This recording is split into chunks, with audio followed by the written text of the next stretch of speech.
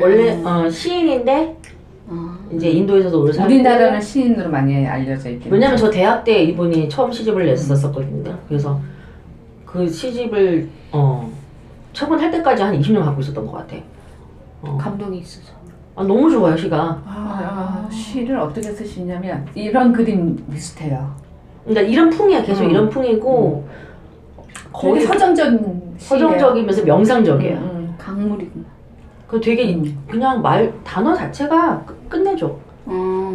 선택이 너무 잘해. 그래서 그러니까 그 단어를 갈고 닦아놓은 것 같은 느낌. 정제된 느낌. 그래서 읽고 나면 되게 힐링되는 느낌. 강추. 그래서 유시아 매니아들 많아요. 저도 그렇고 신작 나면 꼭 사서 보고 이런 식이야. 소장 가치가 있다 생각을 하거든. 추천. 난 이름도 보기 전에 이것만 좀 이런 그림책 많아요. 많아. 아니 딱 이 여자가 나와 이 툰이 딱 유시한 느낌이 딱 처음에 느낌이 아는 사람들은 아는 사람인데 봤더니 여기 딱 유시라고 딱 써 있는 거야. 난 시인으로 말하지 번역을 할 거라고 번역 생각 진짜 못 많이 했어요. 했어요. 그래서 나중에 유시아를 영상책은 찾아보니까 거의 다 했어. 번역을 많이 하셨더라고. 근데 우리 이 세상에는 소풍 온 거야 막 이런 말도 했잖아요. 그 말도 생각이 나더라고요. 그렇게 우리가 지내다 가는 곳이다라고 정말 죽음에 대해서 가볍게 이제 무서운 것이 아니고 그리고 정말 그 죽음을 앞두고 이게 오는 자기한테 큰 고난이지만 이 고난을 통해서 이제 뭐 그렇게 해서 회복된 사람도 있고 아닌 사람도 있지만 준비도 하고 돌아도 보고 뭔가 매듭을 풀어가는 그런 시간들이 주어질 수 있었던 그런 과정들이고 아까 말씀하신 대로 시어머니 얘기하시는데 진짜 그렇구나. 우리는 그냥 그분들이 막 두려워할까봐 그럴까봐 쉬쉬했던 게 아니구나. 그건 아닌 것 같아요. 얘기를 들어보니까 그런 마음의 준비가 전혀 안 되시잖아요. 본인이 여태까지 60평생을 살면서 가시기 전에 분명히 하고 싶었던 거 정리해야 될 것들 그 시간을 못 보신 거죠. 그런 게 있었다는 생각이 드는데 그걸 못 가지셨다는 부분이 분명히 이제 우리가 막 갑자기 교통사고로 이렇게 죽는 게 아닌 이상은 그래도 우리가 어느 정도 그 가늠을 했었을 때는 솔직하게 얘기하고 시간을 들였어야 되는 게 정말 맞다. 저도 이 책 읽으면서 오히려 어떻게 보면 최악의 좀 비약일 수도 있는데 어떻게 보면 호스피스 그 과정을 거치는 죽음이 더 행복하지 않을까 생각이 드는 거예요. 정말 소위 비명 행사를 하게 되면 정말 그 마음의 준비 없이 세상을 떠나게 되는 건데 물론 고통 뭐 암이든 뭐든 이게 투병 생활을 하면서 이제 서서히 죽어가는 거긴 하지만 그래도 어느 정도 좀 이게 죽음을 받아들일 수 있는 시간적 여유가 있다는 거는 그래도 좀 고마운 일이 아닌가라는 생각이 듭니다. 이 책 보면서 사람들이 이렇게 사례를 다 보면 좀 그래 이렇게 나를 좀 되돌아보고 이제 죽음이 어떤 느낌인지 슬슬 알아가는 것도 되게 중요하다는 생각이 많이 들더라고. 죽음과 죽어가면 또 어떻게 썼는지 참 궁금하다. 그게 궁금하더라고. 진짜 여기서는 이제 물론 죽음에 대해서도 얘기를 하지만 인생 교훈을 많이 얘기해주고 있잖아요. 그러니까 좀 광범위한데 그건 정말 딱 죽음하고 이제 다행에 대해서 나오기 때문에 되게 좀 심오하게 더 얘기할 수 있는 거리가 많지 않을까라는 생각이 들더라고. 그래서 기대가 돼요. 근데 내년 하반기에 나온 것 같아. 상반기는 아닌 것 같아. 하시지만 나는 오히려 삶에 더 무게를 두고 그러니까 하루하루를 또 알차게 살려고 노력을 했다고 그랬잖아. 진짜 오늘 값지게 살자 이런 생각을 했어요. 게다가 이 큐블러스가 이제 병이 생기고 이제 또 투병을 해가는 과정이 조금 녹아져 있잖아요. 그러니까 더 공감이 많이 됐던 것 같아요. 예.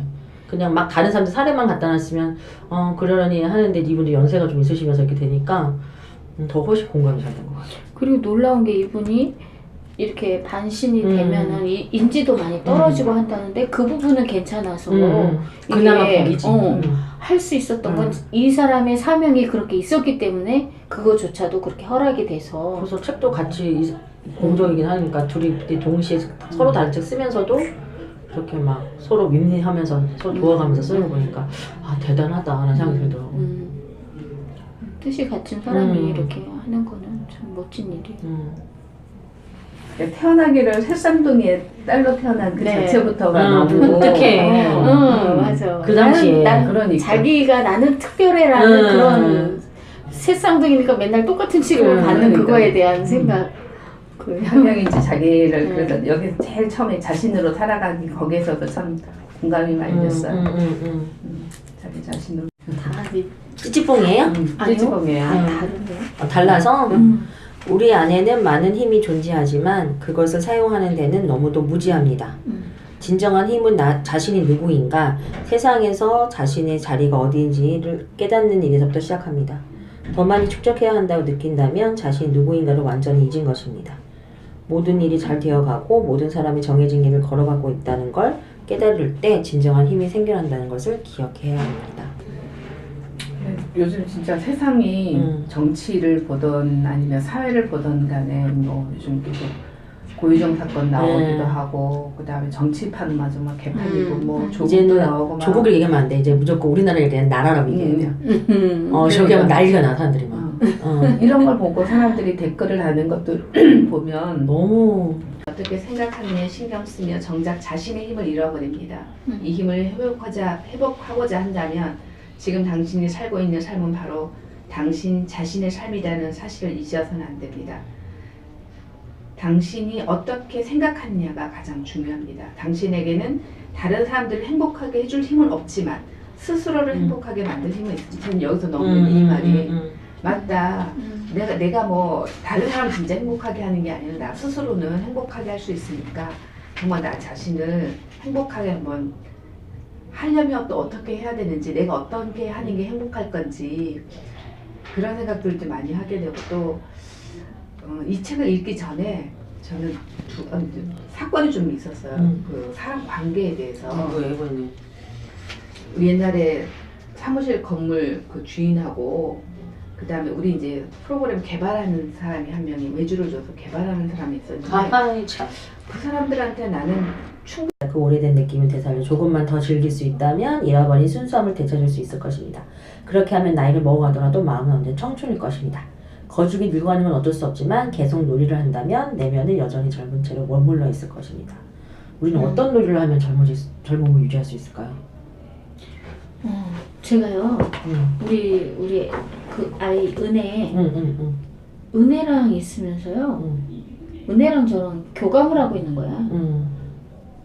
근데 다른 선생님들은 그걸 되게 잘한다고 말해. 근데 나는 잘하는 게 아니라 개처럼 노는 거거든요. 오늘도 뿜뿜이라는 노래를 틀어놓고 같이 춤을 췄어 막. 뿜뿜? 응. 걔가 그걸 보면 되게 막 섹시하게 추는 걸 좋아해요.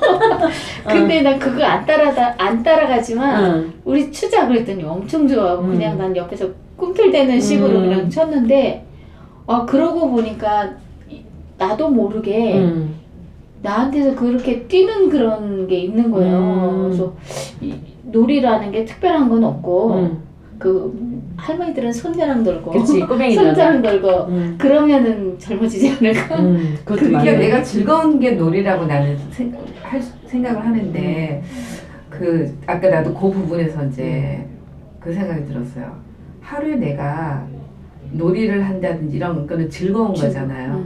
내가 스스로 미소를 지으면서 웃는 시간이 언제일까? 하루 중에 그렇게 하지 않고 지나간 날이 훨씬 더 많지 않은가? 아까 하고 싶은 일을 하지 않고 해야만 하는 일에만 하고 있으니까 이게 스스로가 놀이 자체가 이제 많이 없어지고 그거 스스로 이제 웃지를 않고 스스로 웃어야 되나 아니면 누군가 위해서 내가 필연적으로 웃음을 지어줘야 되나?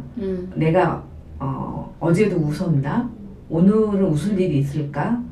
이런 생각에서 웃음과 이제 놀이하고 연관을 지면서 나는 그렇게 이 부분을 생각을 했었거든요. 그래서 이제 뭐 예를 들면 이것도 하나의 나한테는 놀이인 거죠. 이렇게 우리가 독서를 하고 이야기하는 것도 이런 놀이인 거지. 그러니까 막 어린아이처럼 웃진 않아도 내 마음이 뿌듯하고 내가 시키진 않고 내가 하고 싶었던 거 즐거운 거는 전적으로 일하고는 분리는 돼야 될 것 같아요. 시간도 그렇고 있어요. 그러니까 뭐 여기서 그 얘기하잖아. 하루에 9시간 일하게 해주세요 했던 사람 아무도 없었다는 얘기를 그러니까 맞아. 그런 거에 대해서 아쉬운 건 없다는 거지. 그죠. 정말 내가 더 재밌게 놀 수 있었어야 스스로 하고 되는데 그걸 못하는 게 가장 아쉬울 거잖아. 즐기지 못하고 해야만 하는 일에만 하다가 결국 죽는 거에 대한 그 아쉬움 이런 게 더 이제 아쉬움이지 후회가 큰 거지. 아니 선배님도 그렇고 두 분 선배님 다 짬짬이 이렇게 즐길 줄 아시는 것 같은데 노력을 하죠. 그렇게 하려고는 많이 노력을 하는데 그래도 아직은 이제 그런 부분들을 좀 더 업무가 막중해서. 그러니까 뭐 시간적인 거나 이런 것들이 그렇게 또 만들어 나가려고 애는 쓰지만 상황 자체가 그런 시간이 또 그렇게 많이 나오지는 않으니까 그래도 어떻게든지 기회만 있으면 참석하려고는 해요. 어떤 거에서 일부러 그냥 나는 귀찮아서 이거 안 할래 이런 거는 없어. 무조건 나는 내가 기회가